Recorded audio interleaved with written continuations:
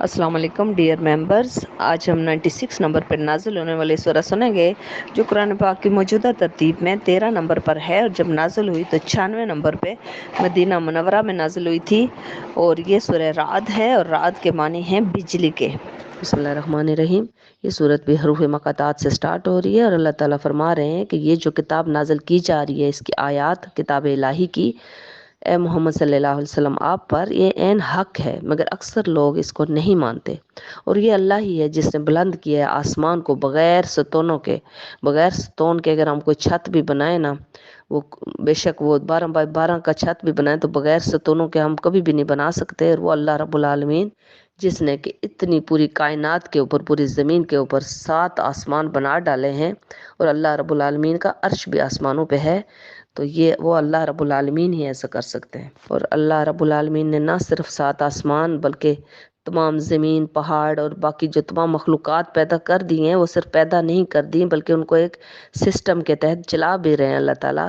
اور اس کے بعد مقررہ وقت تک، مقررہ جو مدت ہے اس وقت تک چلا رہے ہیں اللہ تعالیٰ۔ اور اللہ تعالیٰ اپنی جو تمام نشانیاں اس لیے کھول کھول کے انسانوں کو دکھاتے ہیں کہ شاید انسان اللہ رب العالمین سے ملاقات کا یقین کر لیں اور وہ انسان بن جائیں جو پیدا کیا تھا، یعنی انسان سے حیوان نہ بنے۔ سورت کا نام چونکہ رعد ہے یعنی کہ بجلی، تو اللہ تعالیٰ اگلی آیات میں فرما رہے ہیں کہ جب آسمان کے اوپر بادل آتے ہیں اور وہ بہت بارش سے بھرے ہوئے جو بادل ہوتے ہیں ان کو اٹھا کے لاتی ہے وہ ہوائیں،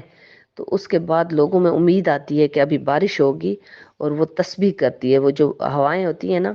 وہ جو بادلوں سے بھری ہوئی تو تسبیح کرتی ہے، وہ رعد یعنی بجلی جو ہوتی ہے نا، وہ اللہ کی تسبیح کرتی ہے۔ جو بجلی ہمیں نظر آتی ہے نا، اللہ کے حمد و ثنا بیان کر رہی ہوتی ہے، جو ہم ڈر جاتے ہیں تو اس کی حمد کے ساتھ، اور فرشتے بھی وہ تسبیح کرتے ہیں ساتھ، سبحان ربی، جو ہم اکثر صبح بھی تسبیح کرنی چاہیے، رات کو بھی کرنی چاہیے مغرب سے پہلے،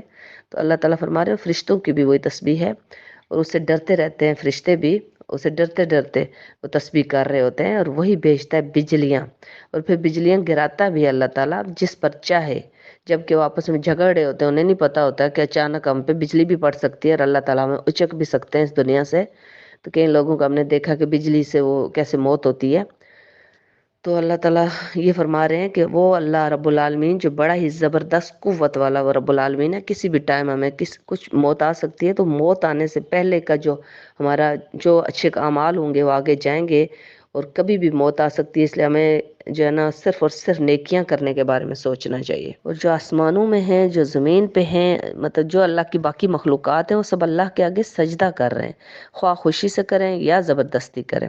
اور ان کے سائے بھی سجدہ کرتے ہیں صبح و شام۔ یہ دیکھیں اللہ تعالیٰ فرما رہے ہیں کہ تمام مخلوقات کے جو سائے ہیں وہ بھی اللہ تعالیٰ کو سجدہ کرتے ہیں، اور اللہ تعالیٰ آگے فرما رہے ہیں کہ جسے چاہتا ہوں فراغی دیتا ہے رزق میں، جسے چاہے نپا تلا دیتا ہوں، یعنی کہ کسی کو کم دیتا ہوں، کسی کو زیادہ دیتا ہوں، اور یہ دنیاوی زندگی میں مگن ہے، انہیں دنیا کی زندگی سے محبت ہے آخرت کے مقابلے میں، حالانکہ دنیا میں تو یہ حقیر سا فائدہ ہے، آخری جو فائدہ ہے وہ تو آخری زندگی میں ہے۔ آپ یہ سورہ سن لیجئے، جزاک اللہ۔